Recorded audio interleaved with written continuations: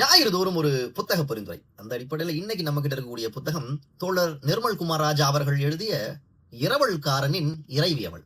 தலைப்பு ரொம்ப பிரமாதமா இருக்கு. இரவல்காரனின் இறைவி அவள். யாழ்மொழி பதிப்பகத்தின் மூலம் வெளியா இருக்கக்கூடிய இந்த புத்தகம் 107 பக்கங்கள் கொண்ட ஒரு குறுங்கவிதை தொகுப்பு. கவிதைகள் எல்லாம் பேரற்புதம். பெருசு பெருசா எழுதியிருந்தாலும் ரொம்ப அற்புதமா எழுதியிருந்தாரு இந்த எழுத்தாளர்.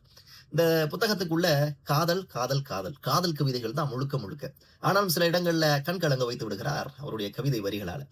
இந்த கவிதைக்குள்ள போறதுக்கு முன்னாடி என்னுரையில சில விஷயங்கள் சொல்லியிருந்தார். இந்த இறைவியின் இரவல்காரன் நான் தான். உலகில் ஆக சிறந்த காதலையும் காதலர்களையும் இந்த உலகம் அவர்களுடைய பிரிவுக்கு பிறகுதான் தெரிந்து கொண்டது.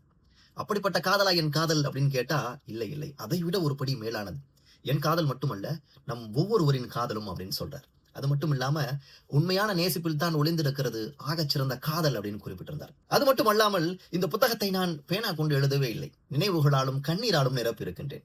இதில் இருக்கக்கூடிய பக்கங்கள் கண்ணதாசன் அளவிற்கு இல்லை என்றாலும் உங்கள் கண்கள் கலங்கும் அளவிற்கான வரிகளை நான் வழங்கி இருக்கிறேன். இனிமே நீங்க தான் சொல்லணும் இந்த இறைவியின் இரவல்காரன் காதலை பற்றி அப்படின்னு ரொம்ப அழகா குறிப்பிட்டு முடிச்சிருந்தார். சரி, இப்போ இந்த கவிதைக்குள்ள போலாமா? ரொம்ப அழகான ஒரு கவிதை சொல்லிடுறேன்.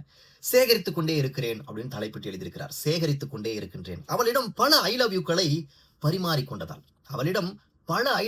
பரிமாறிக்கொண்டதால் இன்று நான் மட்டும் நிறைய மிஸ்யூக்களை சேகரித்து வைத்துள்ளேன். மீண்டும் ஐ லவ் யூ அப்படின்னு சொல்றார்.